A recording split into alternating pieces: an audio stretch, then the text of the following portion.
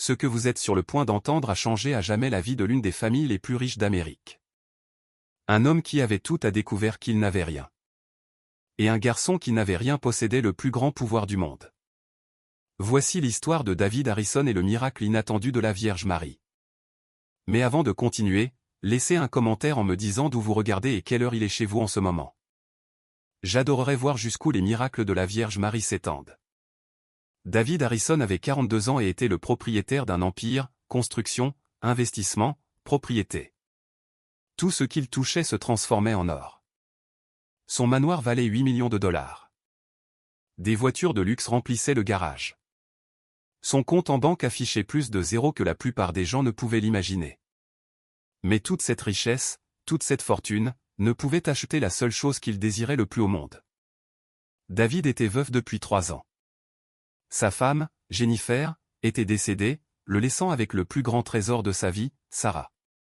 Une belle jeune fille de 12 ans, aux cheveux dorés, aux yeux bleus. Sarah était tout pour David, sa raison de se réveiller chaque jour pour travailler, pour vivre. Le manoir des Harrison était situé dans l'une des rues les plus prestigieuses de la ville. La maison avait été construite par le grand-père de David en 1953. Et sur le mur de façade donnant sur la rue, il y avait quelque chose de très spécial, une image de la Vierge Marie, peinte à la main par son grand-père lui-même en remerciement d'une bénédiction que la famille avait reçue autrefois. Pendant des décennies, cette image est restée là, à travers les pluies, les vents, le soleil brûlant. Elle est restée intacte comme si elle était protégée par une force invisible. Les voisins la respectaient. Certains faisaient même le signe de croix en passant. Mais pour David, ce n'était rien de plus qu'une tradition familiale. Jusqu'à ce qu'en mars 2021, la vie parfaite de David s'effondre. Sarah commença à se sentir très fatiguée. Elle ne voulait plus jouer, elle perdait l'appétit. Inquiet, David l'emmena chez le meilleur médecin de la ville, puis chez un autre, et un autre. Les résultats des tests furent dévastateurs, leucémie, stade avancé. Le monde de David s'arrêta. Comment était-ce possible? Sa princesse, sa raison de vivre, était gravement malade. Les mois qui suivirent furent un cauchemar. Hôpitaux, traitements, médecins partout aux États-Unis. David dépensa plus de 2 millions de dollars à la recherche d'un remède. Il emmena Sarah chez les meilleurs spécialistes. Mais à chaque rendez-vous, chaque examen, la nouvelle était toujours la même, la maladie progressait. Sarah perdit ses beaux cheveux dorés. Son petit visage devint pâle. La jeune fille qui courait autrefois dans les jardins du manoir passait maintenant ses journées allongées, sans énergie pour jouer. Et en septembre 2021, les médecins lui donnèrent le verdict final, 6 mois, peut-être moins. David Harrison, l'homme qui résolvait tout avec de l'argent, qui pouvait tout acheter, qui avait le contrôle sur tout, découvrit qu'il y a des choses que l'argent ne peut acheter. Et la vie de sa fille en faisait partie. Mais ce que David ne savait pas, c'est qu'au moment même où sa vie semblait perdue, quelqu'un priait déjà pour sa famille. Quelqu'un dont il n'aurait jamais imaginé l'existence. Permettez-moi de vous poser une question. Croyez-vous que certaines choses arrivent pour une raison? Que certaines personnes entrent dans nos vies exactement au bon moment? Gardez cette question à l'esprit, car à la fin de l'histoire, vous aurez votre réponse. C'était un lundi d'octobre. David était dans son bureau au 2e étage du manoir, essayant de travailler mais incapable de se concentrer. Sarah dormait dans la chambre voisine. Le silence dans la maison était assourdissant. C'est alors qu'il regarda par la fenêtre et vit quelque chose qui attira son attention. Sur le trottoir devant le portail du manoir, juste devant l'image de la Vierge Marie sur le mur, il y avait un garçon, un petit garçon, d'environ 9 ans, agenouillé sur le béton. David fronça les sourcils. Qui était cet enfant? Que faisait-il là? Le garçon portait des vêtements simples, des baskets usées, et avait un sac à dos d'école sur les épaules. Sa tête était inclinée dans un silence complet. David observa pendant quelques minutes, curieux. Puis le garçon se leva, fit le signe de croix et s'éloigna. David trouva cela étrange, mais n'y accorda pas beaucoup d'importance, il avait de plus grands problèmes à se soucier. Mais le mardi, à la même heure, le garçon était de nouveau là, agenouillé au même endroit, priant silencieusement devant l'image. Le mercredi, la même chose. Jeudi, vendredi. Chaque jour, à 15h30, le garçon apparaissait. David commença à être intrigué. Qui était ce garçon? Pourquoi venait-il là tous les jours? Pourquoi priait-il? Le samedi, il pleuvait, une de ces pluies légères et constantes. David pensa, aujourd'hui, il ne viendra pas. Mais à exactement 15h30, il était là, agenouillé sur le trottoir mouillé, la pluie coulant sur son petit visage, mais continuant sa prière comme si rien d'autre au monde n'existait. Cela toucha quelque chose dans le cœur de David. Ce garçon avait une foi, un dévouement qu'il n'avait jamais vu auparavant. Même les adultes qu'il connaissait n'avaient pas une telle dévotion. Le lundi suivant, David prit une décision, il allait découvrir qui était ce garçon. À 15h25, David descendit au portail. Il attendit, caché derrière les barreaux. À exactement 15h30, le garçon arriva. Comme toujours, il s'agenouilla devant l'image de la Vierge. David observa plus attentivement. Le garçon était encore plus petit qu'il ne l'avait imaginé. Il avait un visage angélique, des cheveux bruns légèrement ébouriffés. Ses vêtements étaient propres, mais provenaient clairement d'une famille modeste. Le garçon priait les yeux fermés, les lèvres bougeant silencieusement. Ses petites mains étaient jointes dans une position de prière parfaite. Il y avait une paix, une sérénité sur son visage que David n'avait jamais vue. Après exactement 10 minutes, comme toujours, le garçon se leva. C'est alors que David ouvrit le portail. « Salut » dit David doucement, pour ne pas effrayer l'enfant. Le garçon se retourna, surpris. Ses yeux étaient grands et sombres, avec l'expression de quelqu'un pris en flagrant délit. « Pardon, monsieur » dit rapidement le garçon. « Je ne faisais rien de mal. Je priais juste. Je peux partir si vous voulez. » Le cœur de David se serra à cette petite voix effrayée. « Non, non, dit-il en s'accroupissant à la hauteur de l'enfant. Tu ne fais rien de mal. Je suis juste curieux. Comment t'appelles-tu? Tommy, répondit le garçon, toujours un peu méfiant. Tommy, je m'appelle David. C'est ma maison. Je t'ai vu venir ici tous les jours. Pourquoi pries-tu devant cette image? Tommy regarda l'image de la Vierge, puis David. Je prie pour une fille, dit-il simplement. David sentit quelque chose d'étrange dans sa poitrine. Quelle fille? Une fille qui était très malade, répondit Tommy. La dame me l'a montrée dans un rêve. David fronça les sourcils. Que veux-tu dire, dans un rêve? Tommy montra l'image de la Vierge Marie. La dame en bleu. Elle est venue dans mon rêve et m'a montré une petite fille malade. Elle m'a demandé de prier pour elle tous les jours. Le cœur de David commença à battre plus vite. Et à quoi ressemblait cette fille? Elle avait les cheveux très courts, presque chauves à cause des médicaments forts, dit Tommy innocemment. Et de très beaux yeux bleus. Elle avait l'air triste. Mais la dame a dit que si je priais tous les jours, elle irait mieux. David sentit le monde tourner. Sarah. Tommy décrivait Sarah. Mais comment? Comment était-ce possible? Tommy, dit David d'une voix tremblante. Cette fille, vit-elle dans une grande maison? Je crois bien, répondit le garçon. Dans mon rêve, il y avait un très grand jardin avec des fleurs jaunes et un homme très triste qui regardait par la fenêtre. David dut s'appuyer contre le portail. Les fleurs jaunes étaient les marguerites que Jennifer avait plantées, qu'il gardait en sa mémoire, et il passait des heures à regarder par la fenêtre, inquiet pour Sarah. Tommy, murmura David. Depuis combien de temps fais-tu ces rêves? Depuis la rentrée scolaire, dit le garçon, il y a environ 3 semaines. La dame a dit que c'était très important de prier tous les jours à la même heure à cet endroit. David était sous le choc. Il y a 3 semaines, c'était exactement le moment où les médecins avaient donné 6 mois à vivre à Sarah. Et maintenant, un garçon qui n'avait jamais rencontré sa fille, qui vivait loin, priait pour elle tous les jours. Puis-je te poser une question étrange, Tommy? Dit David. Dans ton rêve, à quoi ressemblait la chambre de la fille? Tommy ferma ses petits yeux comme s'il essayait de se souvenir. Rose, dit-il. Tout était rose avec des étoiles dorées au plafond, et il y avait beaucoup de peluches sur le lit. David sentit les larmes lui monter aux yeux. La chambre de Sarah était exactement comme ça, rose avec des étoiles dorées qu'il avait lui-même collées au plafond quand elle était petite, et les peluches qu'elle avait collectionnées. Tommy, dit David d'une voix tremblante, veux-tu rencontrer cette fille? Le visage du garçon s'illumina, et c'est ainsi que deux vies se croisèrent d'une manière que la science ne pourrait jamais expliquer. David monta les escaliers du manoir, le cœur battant.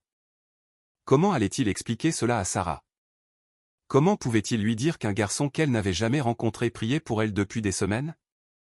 Sarah était éveillée, allongée dans son lit, feuilletant un livre. Quand elle vit son père, elle lui offrit un faible sourire.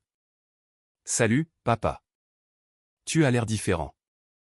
Il s'est passé quelque chose? » David s'assit au bord du lit. « Sarah, mon amour, j'ai quelque chose de très étrange à te dire. Il y a un garçon en bas qui prie pour toi tous les jours. » Les yeux de Sarah s'écarquillèrent. « Pour moi? Mais comment me connaît-il? » C'est la partie étrange, dit David. Il dit qu'il a fait des rêves à ton sujet. Qu'une dame en bleu lui a demandé de prier. Sarah resta silencieuse un instant. Puis, étonnamment, elle sourit. Papa, j'ai aussi rêvé d'une dame en bleu. Elle m'a dit que quelqu'un de très spécial priait pour moi. Un frisson parcourut l'échine de David. Deux rêves, la même dame. Quelle force mystérieuse agissait dans la vie de sa famille. Veux-tu rencontrer ce garçon? Demanda David. Oui, dit Sarah, essayant de s'asseoir dans le lit. Je le veux vraiment. David aida Sarah à descendre les escaliers. Elle était faible mais déterminée. Tommy attendait nerveusement dans le jardin d'entrée. Quand Sarah apparut au portail, les deux se regardèrent en silence. C'était comme s'ils se connaissaient depuis des années. Salut, dit timidement Sarah. Tu es Tommy? Salut, répondit le garçon, tout aussi timide. Tu es la fille de mes rêves. Tu es encore plus jolie que je ne l'imaginais. Sarah rougit un peu. Merci de prier pour moi. J'ai vraiment besoin de prière. Tommy s'approcha un peu plus. La dame a dit, tu es très courageuse, que tu mènes une bataille très difficile, mais que tu n'es pas seule. David observait la scène, le cœur serré. Il y avait une connexion entre les deux enfants qu'il ne pouvait expliquer. C'était comme s'ils étaient de vieux amis retrouvés. Tommy, dit Sarah, veux-tu voir ma chambre? Et c'est ainsi que commença une amitié qui allait tout changer. Tommy commença à rendre visite à Sarah tous les jours après l'école. David découvrit que le garçon vivait avec sa mère, Carole, dans une maison modeste à 20 pâtés de maison. Le père avait abandonné la famille quand Tommy avait 5 ans. Carole avait 2 emplois, le matin dans une blanchisserie, l'après-midi dans un restaurant pour subvenir aux besoins de son fils. Tommy allait et venait de l'école seul, et chaque jour, il faisait un détour de 40 minutes juste pour prier pour la fille de ses rêves. Quand David apprit cela, il fut encore plus ému. Ce garçon, qui avait à peine de quoi manger, renonçait à 1 heure de sa journée pour prier pour une inconnue.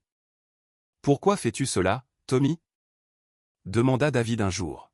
« Pourquoi pries-tu pour quelqu'un que tu ne connaissais même pas » Tommy réfléchit un instant. « Savez-vous ce que c'est d'être seul au monde, monsieur David » Monsieur David, c'est quand on pense que personne ne se soucie de nous. La dame m'a dit que Sarah se sentait comme ça, seule. Ces mots transpercèrent le cœur de David comme une flèche. C'est exactement comme ça que Sarah se sentait, seule dans son combat. Et un garçon de 9 ans l'avait compris mieux que n'importe quel adulte. David commença à prendre Tommy à l'école tous les jours. Carole, d'abord méfiante, réalisa vite les bonnes intentions de la famille Harrison. Tommy et Sarah devinrent inséparables. Sarah, qui pendant des mois avait à peine quitté son lit, commença à avoir plus d'énergie pour jouer avec son nouvel ami. Ils passèrent des heures à parler, à jouer aux cartes, à regarder des films. Tommy racontait des histoires amusantes de l'école, et Sarah rit pour la première fois depuis des mois. Mais Tommy continuait sa routine de prière. Chaque jour à 15h30, il arrêtait ce qu'il faisait et allait devant l'image de la Vierge Marie. Maintenant, Sarah l'accompagnait parfois quand elle en avait la force. « Pourquoi toujours à la même heure » demanda Sarah un jour. La dame a dit que la discipline est importante, expliqua Tommy, que Dieu aime quand nous sommes fidèles même quand nous n'en avons pas envie. David observait ces conversations, fasciné. La foi du garçon était pure, simple, mais profonde. Il commença à se demander quand il avait perdu cette connexion avec le divin. Octobre passa.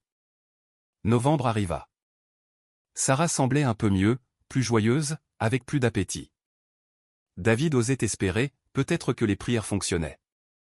Mais en décembre, le coup dur arriva. L'examen de routine montra que la maladie avait progressé plus que les médecins ne l'avaient prévu. Le docteur Williams, l'oncologue de Sarah, appela David pour une conversation privée. « Monsieur Harrison, je dois être honnête avec vous.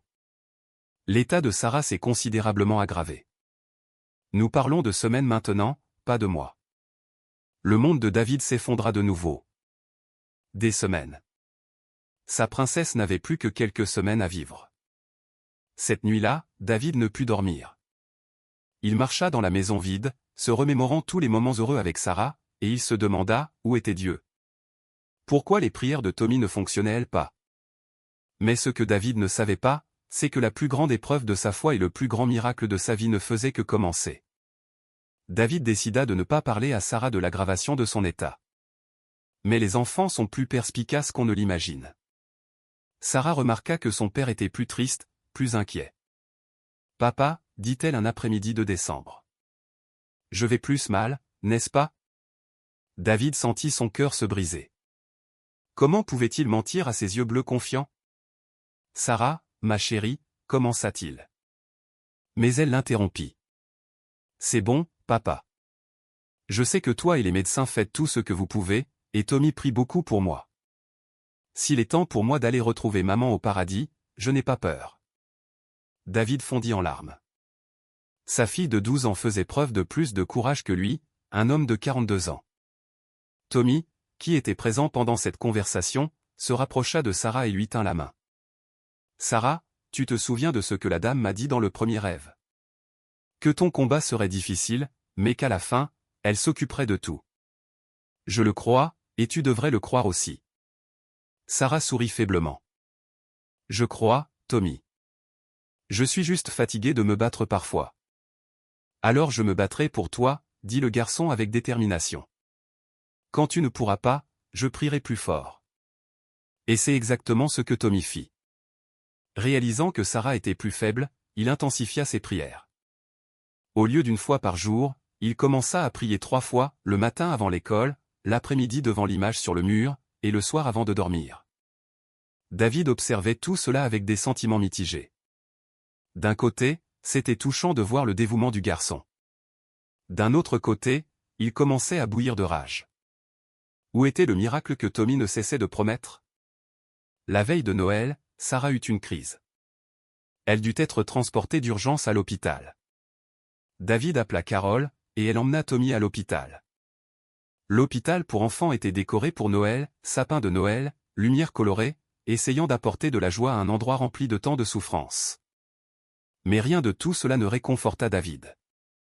Sa fille était sur un lit d'hôpital la veille de Noël, luttant pour sa vie. Tommy entra dans la chambre et vit Sarah connectée à plusieurs machines, pâle, respirant avec difficulté.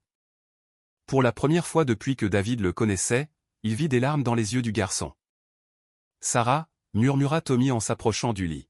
« Je suis là. » Sarah ouvrit les yeux avec effort et sourit faiblement. « Salut, Tommy.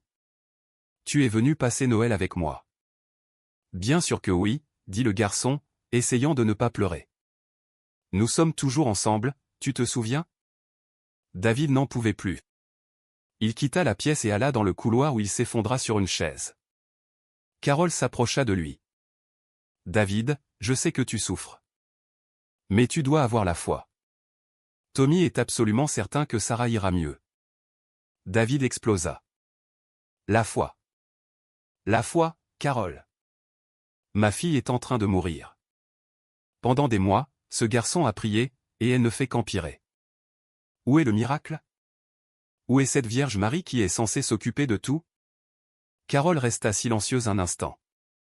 Puis elle dit doucement, « Parfois les miracles ne se produisent pas comme nous l'attendons, mais ils se produisent toujours au bon moment. » Cette nuit-là, Tommy dormit sur une chaise à côté du lit de Sarah. David, bien qu'épuisé, ne put s'endormir. Il ne cessait de les observer tous les deux, Sarah respirant avec difficulté, Tommy lui tenant la main même en dormant. Vers 3 heures du matin, Sarah se réveilla. « Tommy, » murmura-t-elle. Le garçon se réveilla immédiatement. Je suis là, Sarah. Tommy, si je vais au paradis pour retrouver maman, tu ne seras pas triste, n'est-ce pas? Tommy lui serra la main. Sarah, tu te souviens de ce que la dame m'a dit? Que tu es spécial? Que tu as une mission ici sur Terre? Tu ne vas pas encore au paradis. J'en suis sûr. Comment peux-tu en être si sûr? Demanda Sarah. Parce que, dit Tommy, elle m'a dit que quand tu irais mieux, nous aiderions d'autres enfants malades, que notre amitié serait un exemple pour beaucoup de gens. Et ça ne s'est pas encore produit. David, qui écoutait en faisant semblant de dormir, sentit quelque chose remuer dans son cœur. La foi de ce garçon était inébranlable. Même en voyant sa meilleure amie dans cet état, il continuait à croire. Le jour de Noël, Sarah allait un peu mieux. Elle réussit à manger un peu de soupe, et elle parla davantage. Tommy lui avait apporté un cadeau simple, un dessin qu'il avait fait d'eux deux priant ensemble devant l'image de la Vierge. « C'est magnifique, Tommy, dit Sarah, les larmes aux yeux. C'est comme ça que je me sens quand nous prions ensemble, protégés. » David observait la scène, le cœur brisé. À l'innocence, qui croyait au miracle, tandis que la réalité médicale était impitoyable. Mais la semaine suivante, le coup de grâce arriva. Le docteur Williams rappela David. « Monsieur Harrison, les tests d'aujourd'hui ont été dévastateurs. La maladie s'est propagée très rapidement. Nous parlons de jours maintenant. Juste quelques jours. Je suis tellement désolé. » David quitta le bureau comme un zombie. Des jours. Sa Sarah n'avait plus que quelques jours à vivre. Cet après-midi-là à l'hôpital, David regarda Tommy prier à côté du lit de Sarah. Et à l'intérieur, il bouillait de rage. Quand Tommy eut fini sa prière, David l'appela dans le couloir. « Tommy, j'ai besoin de te parler. » Dans le couloir, David s'agenouilla devant le garçon et le regarda dans les yeux. « Tommy, tu es un garçon spécial, et je sais que tu aimes beaucoup Sarah, mais elle est très malade. Le docteur a dit qu'elle n'irait pas mieux. » Tommy secoua vigoureusement la tête. « Non, monsieur David, les docteurs peuvent se tromper. La dame me l'a promis. » David sentit sa colère exploser. « Où est votre dame? Où est le miracle de la Vierge Marie? Ma fille est en train de mourir, et vous continuez avec ces histoires. » Tommy commença à pleurer, non par peur, mais par douleur de voir David souffrir autant. « Monsieur David, dit le garçon à travers ses larmes. Je sais que vous êtes en colère. Je comprends. Parfois, moi aussi je me fâche quand les choses ne se passent pas comme je veux. Mais la dame m'a appris quelque chose, parfois elle nous sauve d'une manière différente de ce à quoi nous nous attendons, et parfois elle nous prépare à des choses que nous ne comprenons pas encore. » David regarda ce garçon de 9 ans, parlant avec la sagesse d'un vieil homme, et un instant il sentit sa rage se transformer en quelque chose ressemblant à de l'admiration. « Tommy, dit David, plus calme maintenant. Et si le miracle de la Vierge Marie ne venait pas? Et si, Sarah? Il viendra, interrompit Tommy avec une certitude absolue. Je ne sais pas quand, je ne sais pas comment, mais il viendra. La dame ne m'a jamais menti. Cette nuit-là, quelque chose d'extraordinaire se produisit. Sarah, qui était très faible, demanda à être emmenée en fauteuil roulant à la chapelle de l'hôpital. « Je veux prier, dit-elle. Je veux remercier pour toutes les bonnes choses que j'ai vécues, et je veux demander de la force pour vous quand je ne serai plus là. » David, Carole et Tommy l'accompagnèrent à la petite chapelle. Elle était simple, avec des bancs en bois et un crucifix au mur. Sarah demanda à être placée devant l'autel. « Chère Notre-Dame, » commença-t-elle doucement. « Merci de m'avoir donné le meilleur père du monde. Merci de m'avoir donné Tommy comme ami. Si c'est votre volonté que j'aille retrouver maman, j'accepte. Mais s'il vous plaît, prenez soin d'eux pour moi. Je vais beaucoup leur manquer. » David n'en pouvait plus. Il commença à pleurer de manière incontrôlable. Tommy s'approcha de lui et lui tint la main. « Monsieur David, » murmura Tommy, « elle ne dit pas au revoir. Elle place tout entre les mains de Notre-Dame. C'est différent. » Et c'est à ce moment-là, dans cette petite chapelle d'hôpital, que David eut une révélation, peut-être que la foi ne consistait pas à obtenir ce que nous voulons. Peut-être qu'elle consistait à faire confiance, même quand nous ne comprenons pas. Pour la première fois depuis des mois, David s'agenouilla et pria vraiment. C'était le 2 janvier. Sarah était de retour à l'hôpital dans un lit en soins intensifs pédiatriques.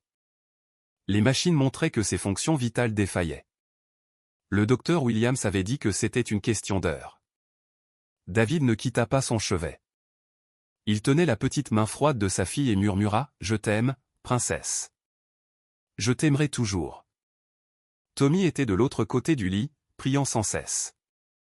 Il priait depuis près de 24 heures sans s'arrêter. Carol essaya de le faire se reposer, mais il refusa. À 23 heures, le docteur Williams entra dans la chambre et vérifia les machines. Il secoua tristement la tête. « Monsieur Harrison, les fonctions défaillent rapidement. C'est une question de très peu de temps. Je suis tellement désolé. » David sentit comme si le monde touchait à sa fin. Dans quelques heures seulement, sa raison de vivre aurait disparu. À minuit, quelque chose d'étrange se produisit. Sarah ouvrit les yeux et sourit. « Papa, » dit-elle d'une voix plus claire que celle qu'elle avait eue depuis des jours. « Elle est là. » David fronça les sourcils.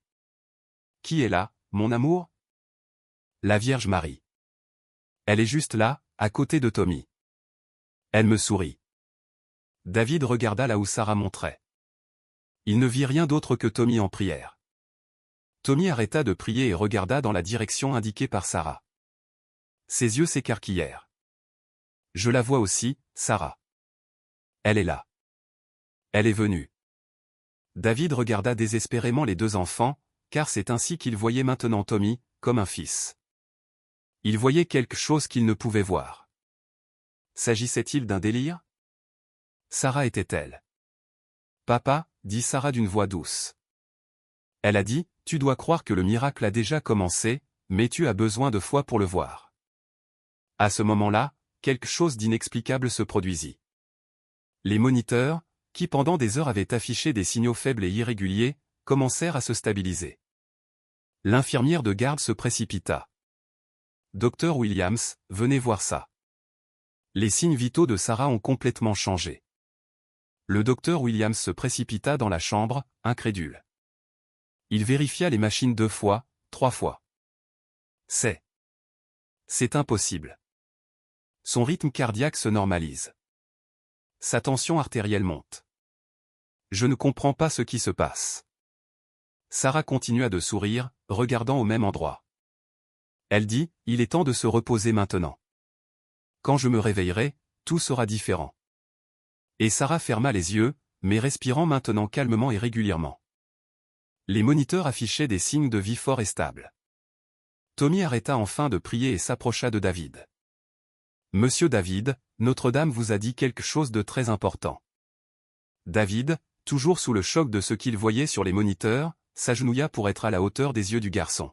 « Qu'a-t-elle dit, Tommy ?» Elle a dit que ce n'était que le début. Que Sarah allait guérir, oui, mais que vous aviez une très grande mission devant vous, celle d'aider de nombreux autres enfants. Le docteur Williams interrompit la conversation. « Monsieur Harrison, je dois faire de nouveaux tests immédiatement. Quelque chose d'extraordinaire se produit ici.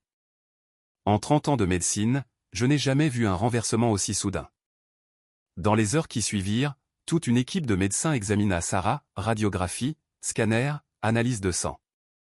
David marcha dans les couloirs de l'hôpital comme un homme en transe. Était-ce possible? Était-ce réel? À 6 heures du matin, le docteur Williams appela David dans son bureau. Son visage était pâle, comme s'il avait vu un fantôme. « Monsieur Harrison, je ne sais pas comment expliquer ce que je vais vous dire. Les tests montrent que les cellules cancéreuses, elles ont simplement disparu.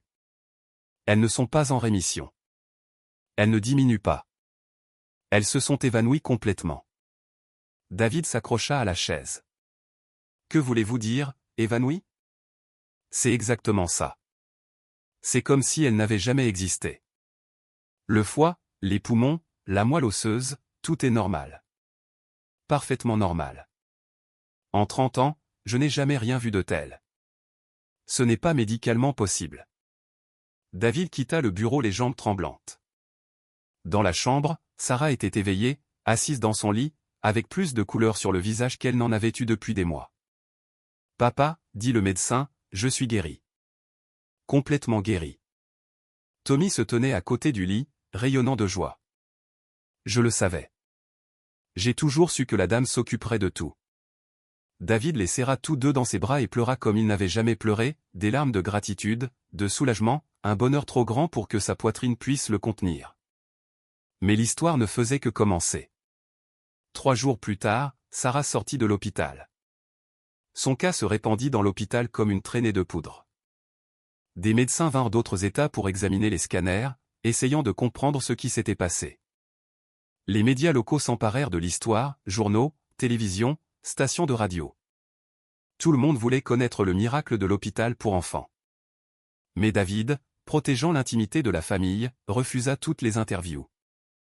Il ne s'agit pas de gloire, dit-il à Carole. Si c'était vraiment un miracle, c'était un cadeau privé de Dieu à notre famille. Mais Tommy avait d'autres idées. Une semaine après la guérison de Sarah, le garçon alla voir David. « Monsieur David, la dame est apparue de nouveau dans mon rêve. » David, qui prenait maintenant les rêves de Tommy très au sérieux, écouta attentivement. « Qu'a-t-elle dit cette fois ? » Elle a dit que Sarah était guérie pour une raison, que vous, son père, et votre fille, alliez aider d'autres enfants malades. Cette nuit-là, David ne put dormir. Il n'arrêtait pas de penser aux paroles de Tommy. Se pourrait-il que la guérison de Sarah n'était que le début de quelque chose de bien plus grand ? Le lendemain, il prit une décision. Il alla voir Tommy à l'école. « Tommy, j'ai beaucoup réfléchi à ce que tu m'as dit sur l'aide aux autres enfants malades. »« Oui, monsieur David. »« Et si nous créions quelque chose pour aider les familles qui n'ont pas d'argent pour les traitements ? Sais-tu combien d'enfants ne guérissent pas simplement parce que leurs parents sont pauvres ?» Les yeux de Tommy s'illuminèrent. Ce serait incroyable. Nous pourrions leur donner la même chance que Sarah a eue. Quand Sarah entendit l'idée de son père, elle fut profondément émue. « Papa, c'est merveilleux. Nous savons ce que l'on ressent quand on est désespéré, qu'on ne sait pas quoi faire. Si nous pouvons empêcher d'autres familles de vivre cela, » commença David immédiatement. Il alla voir son avocat pour créer officiellement la Fondation Sarah, une organisation qui aiderait les familles à faible revenu à couvrir les traitements médicaux des enfants. « Mais je ne veux pas seulement faire des chèques, » dit David à l'avocat. « Je veux que Sarah et Tommy y participent activement. Ils doivent comprendre la valeur d'aider les autres. » La première famille qu'ils décidèrent d'aider fut celle de Tommy. David découvrit que Carole était endettée à cause de factures médicales datant de la pneumonie de Tommy l'année précédente. « Monsieur David, je ne peux pas accepter cela, » dit Carole quand il lui proposa de régler toutes ses dettes. « Carole, vous m'avez donné le plus beau cadeau de ma vie, votre fils. Tommy a sauvé ma fille par ses prières et son amitié. S'il vous plaît, laissez-moi vous aider maintenant. » Avec les dettes effacées, Carole retrouva enfin la paix financière. David lui offrit également un emploi à la fondation. Vous comprenez mieux que quiconque ce que signifie se battre pour offrir le meilleur à son enfant. Je veux que vous m'aidiez à trouver les familles qui en ont le plus besoin. La Fondation Sarah fut officiellement inaugurée en avril 2022. David transforma une partie de son manoir en bureau. Sarah et Tommy aidaient l'après-midi, organisant les lettres des familles demandant de l'aide et visitant les hôpitaux. Sarah enregistra une vidéo émouvante, racontant son histoire et demandant des dons. La vidéo devint virale, non pas à cause de miracles surnaturels, mais à cause de la sincérité d'une jeune fille qui voulait simplement aider d'autres enfants. En octobre, la fondation avait déjà aidé 47 familles. Chaque cas était soigneusement étudié. Il ne voulait pas seulement donner de l'argent, mais accompagner chaque famille avec un soutien émotionnel. Sarah commença à écrire des lettres aux enfants en traitement. « Salut, Maria. Je sais que tu commences la chimiothérapie. J'ai vécu cela aussi. C'est effrayant au début, mais tu es plus forte que tu ne le penses. Je te soutiens. Avec amour, Sarah. » Tommy rendit visite aux enfants hospitalisés et leur apprit des jeux pour les aider à passer le temps pendant le traitement. « Monsieur David, » dit Tommy un jour, « savez-vous ce qui m'attriste le plus à l'hôpital ? » « Qu'est-ce que c'est, mon fils ? » « Ce ne sont pas les enfants malades. Ils sont courageux. Le plus triste, ce sont les parents qui pleurent seuls dans les couloirs, pensant qu'ils doivent être forts tout le temps. Alors, que pouvons-nous faire pour eux ? Et si nous créions un groupe où les parents pourraient parler avec d'autres parents qui ont vécu la même chose? L'idée de Tommy devint le projet « Parents courageux ». Chaque semaine à la fondation, des parents d'enfants malades se réunissaient pour parler et se soutenir mutuellement. « Vous m'avez sauvé la raison », dit Rosa, la mère d'une petite fille. « Je me noyais dans la tristesse jusqu'à ce que je vous rencontre. » En décembre, ils organisèrent une fête de Noël spéciale. Toutes les familles qui avaient été aidées furent invitées à célébrer au manoir Harrison. David observa des dizaines d'enfants jouer, certains chauves à cause de la chimio, d'autres dont les cheveux commençaient tout juste à repousser, tous riant ensemble. Les parents discutaient avec animation, partageant victoire et espoir. Sarah, appela David. Que penses-tu de tout cela? Sarah regarda autour d'elle et sourit. Je pense que c'est ça, la vraie famille, papa. Ce ne sont pas seulement ceux qui partagent le même sang, ce sont ceux qui prennent soin les uns des autres. Tommy s'approcha, portant un petit enfant. Monsieur David, savez-vous quel a été le plus grand miracle de notre histoire? Qu'est-ce que c'était, Tommy? C'était vous qui m'avez ouvert votre cœur ce premier jour, car sans cela, rien d'autre ne serait arrivé. David serra les deux enfants dans ses bras et réalisa que Tommy avait raison. Le véritable miracle avait été un homme riche qui avait décidé de parler à un garçon pauvre qui priait sur son pas de porte. Et c'est ainsi qu'ils continuèrent à transformer la douleur en un but, construisant un réseau d'amour qui grandirait jusqu'à toucher des vies partout dans le monde entier. Si cette histoire a touché votre cœur, partagez-la avec quelqu'un qui a besoin qu'on lui rappelle que même dans les moments les plus sombres, nous ne sommes jamais seuls.